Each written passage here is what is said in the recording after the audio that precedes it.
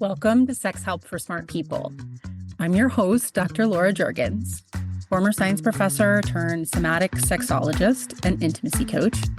This podcast is all about using evidence-based practices to help high-achieving women and their partners of all genders get the affection, connection, and great sex you want. So let's get at it.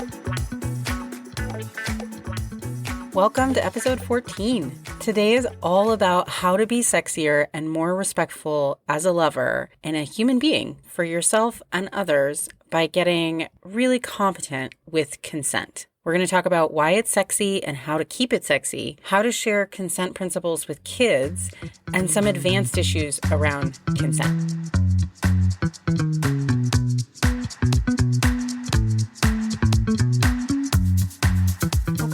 Hey, sexy people. So here we are for episode 14. And this is a really important one in my mind, in my soul, in my heart for you. And I think it will give you some really good ideas to think about and to talk about, to share with partners, friends, and even your kids. I hope you have these conversations with them because lack of consent is still a huge, giant problem causing tons of harm in this world, in little ways, in big ways. And you know, the kids have problems with it too, even though they now hear the word earlier. It doesn't mean they know how to do it or that they feel entitled to it. So this episode is for everyone, whether you're just on a date or having sexy playtime in a couple, a threesome, 100-person orgy. Everyone can learn and adhere to basic consent principles to stay within their own boundaries and respect other people's. And we actually do need to really lay them out explicitly because sometimes we have blind spots around this and we make assumptions. And that's what consent is about really not making assumptions about what's okay for other people or even what we're into in the moment. And consent competence is one of the sexiest traits out there. I mean, I get turned on just thinking about people who are good at this. So today we're going to talk about consent basics first. Why and how to get great at this critical skill for dating and sexuality. And this applies whether you're on a first date or you've been married for 50 years. You may have negotiated some things that you're always up for in long-term relationships. But let's not just assume. Let's actually have that conversation. And that conversation can open up some new possibilities for you too. Consent conversations are inherently also conversations about what would you like to try? And all these things, these conversations that make everyone feel more autonomous and safer and clearer with their partners will also often expand their interests because it lowers our risk of feeling unsafe. That means we have more room to adventure. So sometimes people have this idea that asking before touching or kissing someone takes the spontaneity out or is somehow less sexy. And I do think this comes from the media and from a sort of general entitlement, mostly in the male part of the species, in how people are socialized. But nothing could be further from the truth.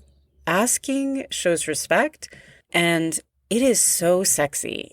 And for women, it can be a total game changer. In a world where often we aren't asked or respected or even treated as human beings who get to decide what to do with our bodies, being asked and being in the presence of someone who is clearly competent and confident enough to take a moment and ask and respect our no as well as our yes really helps a lot of us relax into our sexiness.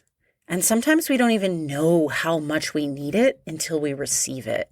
And then it's like the whole self, just the nervous system relaxes and we all of a sudden have access to a huge body of arousal that we didn't have before.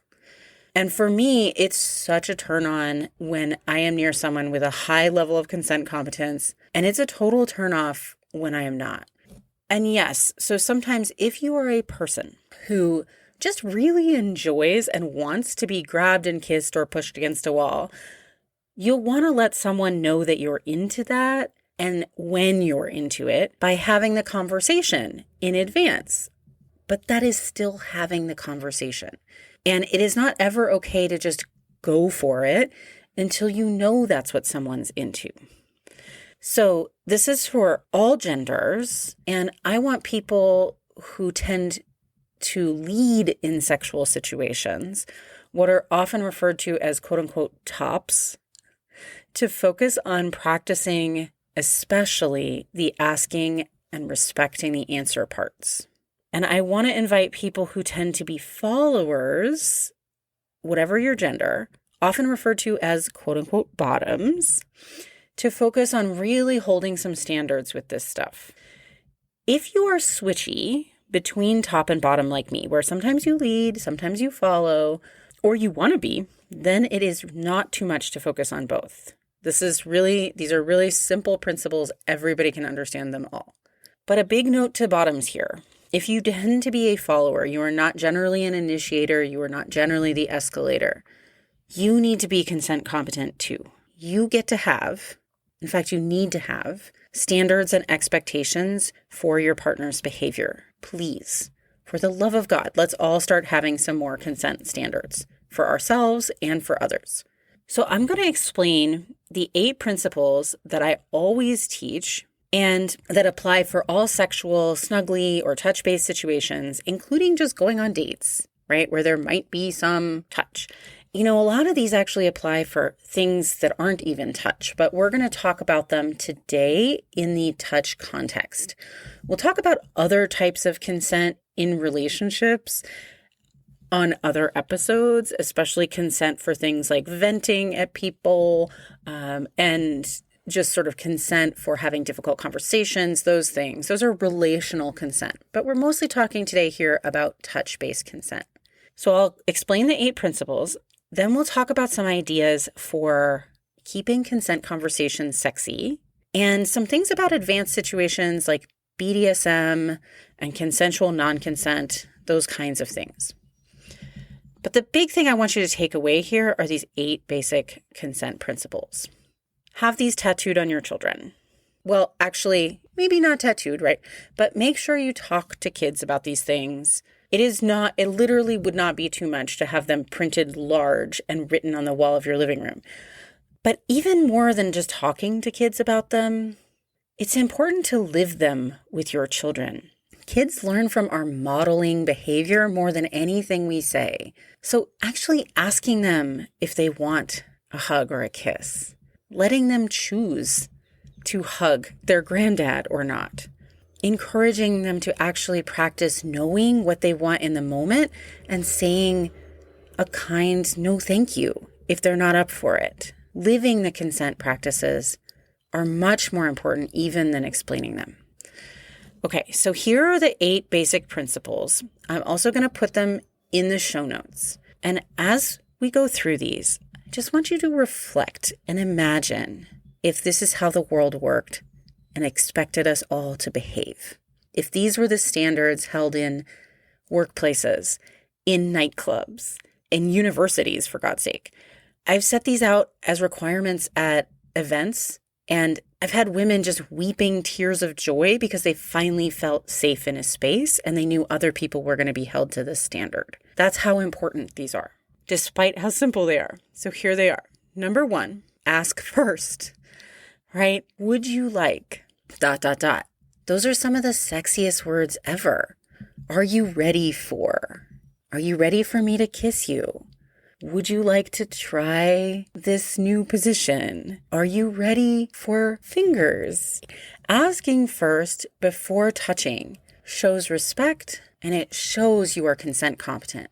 Always ask, even if it might seem simple touch to you, like a hug, if you haven't negotiated some blanket or ongoing consent with that person. Asking, are you a hugger or would you like a hug? And saying, would you like or are you ready for, rather than can I? Because you probably technically can, but that doesn't mean the other person actually wants you to, and the question can be kind of confusing. So asking would you like prompts the person to actually reflect, would I like? So number 1 is ask. Really simple. Number 2, anything that is not a clear yes is a no. Sometimes it is hard to say no, especially if you are not used to exercising your choice muscles, or you are socialized as a woman and taught that you are not supposed to say no. If it is not a clear yes, then you need to take it as a not right now. And it may sound something like, okay, or sure. And those are not yeses. Those are not yeses.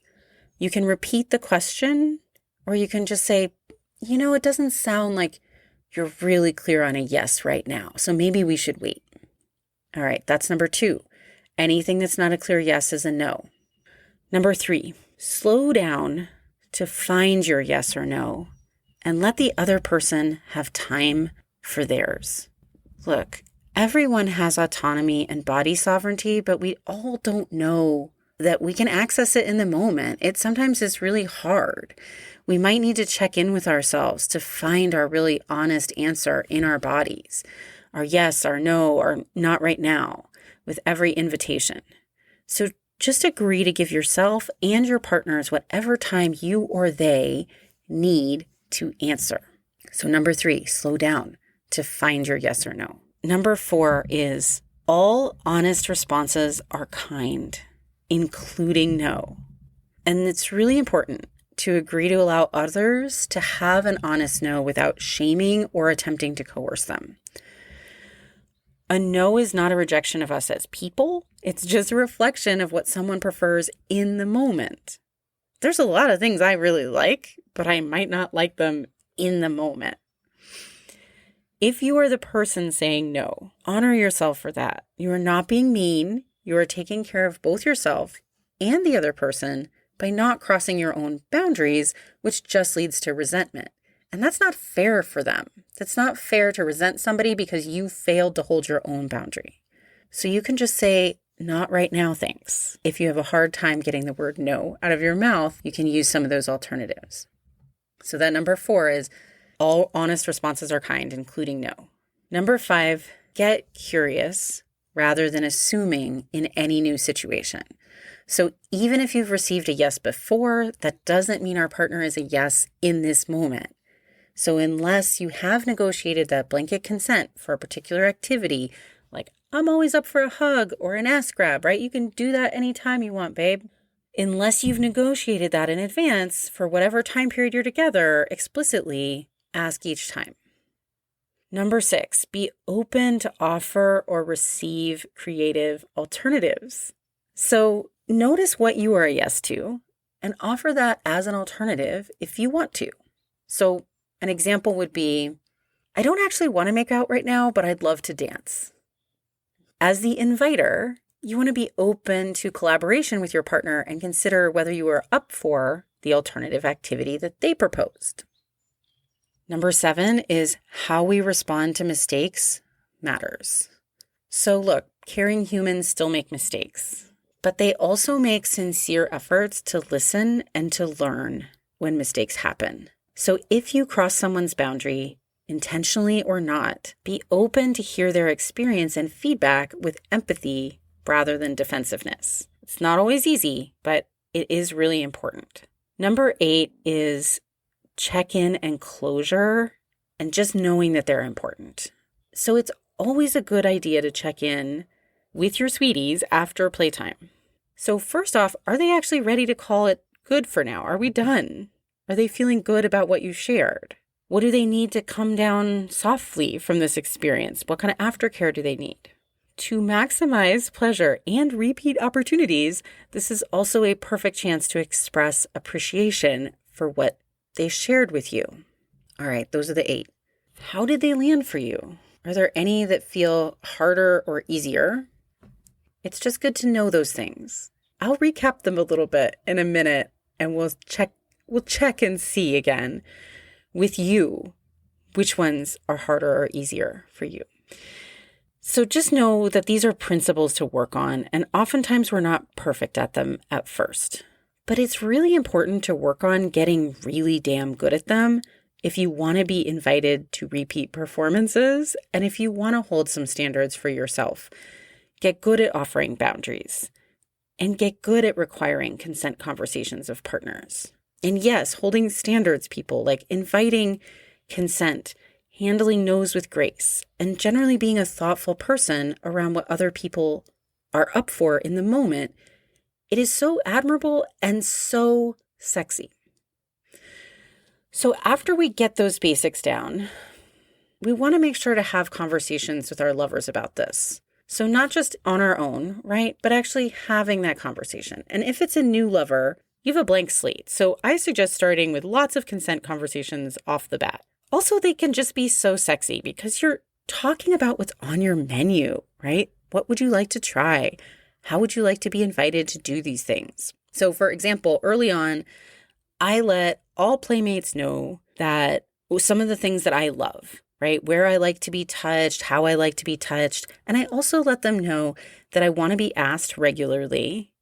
And I let them know that grabbing and squeezing boobs is entirely off the menu for me. So I give them like a menu of all the juicy, yummy stuff. And I give them the what is not on my menu. If you're with a new or established lover and there are types of touch you know that you're just open to whenever without being asked, and you want to offer blanket consent, let them know that too. That's really encouraging to people. They're like, oh, okay, great. Now it just clarifies everything. Now I know what I ask for and what I just go for. That makes life so much simpler. It makes it more likely you're going to get the touch that you like. So also let them know, even if you're in a long-term couple, let them know really when you want to be asked and what you want to be asked for. For example, I love a kiss on the back of my neck. I do not love it when I am trying to compose an email. So my partner knows now to ask me. And we used to have some challenges around this. I was asking for more affection and demonstrations of affection from him. And, he was feeling like, well, every time he tried, I was not happy with when he did it. So we really needed to have an explicit conversation about just please ask me because I do want that. I'm often the initiator, so I really love getting an offer and being asked. And it's extra special to me. And then when I get asked, I also get to anticipate it coming, which feels really sexy to me. So it's normal that it took us a little while to negotiate that and get good at it. And for him not to feel like I was rejecting him if I said not right now. But I got better at saying it in a kind of a flirty way and that I'd love it later. And he got better at receiving that and recognizing that it wasn't a rejection. It was just a timing thing for me. So that's just one example in a long-term relationship, how you can continue to have consent conversations that really make things better and juicier, right? So now I get a lot more kisses on the back of my neck and I get to kind of anticipate it and I get to get asked. It's really great. All right. What about advanced or kinky shit? So if you're going to try some kinky shit, and I love that for you, just be aware that if you are new to the BDSM world, consent is very, very much a huge part of it. And actually, a good BDSM community is an amazing place to learn consent competence. So any kinkster worth their salt basically has a full-on degree in consent. And if you run into somebody who doesn't and wants to tie you up or do whatever to you, run the other way really fast. They are not safe. So anybody who is in the BDSM scene should know very well how to negotiate actual scenes in advance. And a scene is just a plan for the role play that you are going to do that is explicit about what will happen and what the boundaries are for everyone. And negotiations for BDSM scenes, they happen in advance and they include all the activities and also safe words. You can always use really simple ones like green, yellow, and red, right? Where red is full stop of everything, yellow is pause and check in.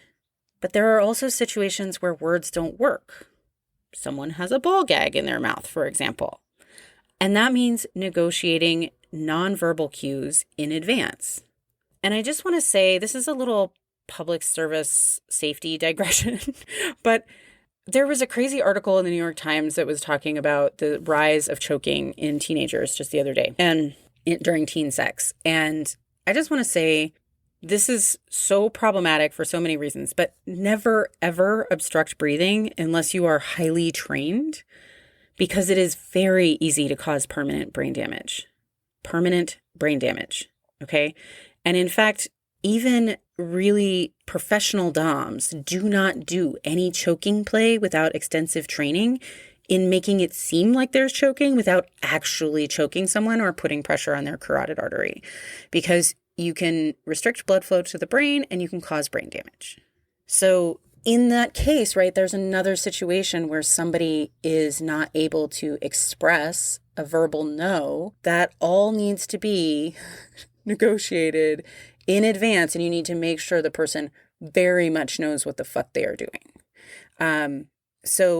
Apparently there's a trend in teen sex, both non-consensually and even consensually, but untrained choking. So talk to your kids about that too, and make sure that there is they are informed. So that was my public safety digression. But the point is, if someone can't speak, you need to be very careful to have a plan in place where they can express the need to stop. And that's the same for consensual non-consent. So that is just role-playing a non-consent situation as a kink. And it's okay. There's nothing wrong with that as long as it is set up safely in advance with safe words or movements. And it should only ever happen with someone who is capable of having really great extensive communication and negotiation as part of the scene in advance with zero coercion. Okay, so that's some advanced stuff in a very nutshell form. And if you want to play with that, I suggest finding a good BDSM beginner class online or in person. And we'll talk more about the whole topic of BDSM soon with a guest, which I'm really excited about. But I'll just leave it at that for now in the context of consent. So your exercise today is to take a moment to reflect on each of the 8 core principles and see where you could practice more and improve. So for me, I know I could get better at number 6, which is offering alternatives. When I'm a no, what am I a yes to? And sometimes when I'm a no, I kind of go blank. And I'd like to practice more of coming up with ideas to offer in those situations. So I'm going to tell you the 8 again so that you can reflect. And maybe just think about whipping out a journal and writing them down, going to the show notes, and just reflecting on where you really want to practice first and how can you bring these 8 principles into your life on a more daily basis. How can you integrate these in your life? So those are the 2 questions I want you to ask yourself. How do I bring them into my life? And where do I really want to focus my first efforts at practice? So number 1 is asking first rather than just trying or assuming. Number 2 is accepting that anything that's not a clear yes is a no. Number 3 is slowing down to find your yes or no and letting the other person have time for theirs. Number 4 is knowing that all honest responses are kind, including no. Number 5 is getting curious and not assuming in new time periods or situations. Number 6 is being open to offer or receive creative alternatives. 7 is responding to mistakes with empathy and openness instead of defensiveness. And number 8 is being willing to check in and have some sort of closure process with your partner. So that is your show today, folks. I am wishing you all good things today, wonderful, sexy times, whether with yourself or with partners, and I will see you here next week. If this podcast was helpful for you, please consider going to Apple Podcasts or Spotify and leaving a 5-star review. Not only do I really appreciate your time doing that, but 5-star reviews really boost the show visibility, which helps people just like you who need it be able to find it. Thank you so much. I'll see you here next week.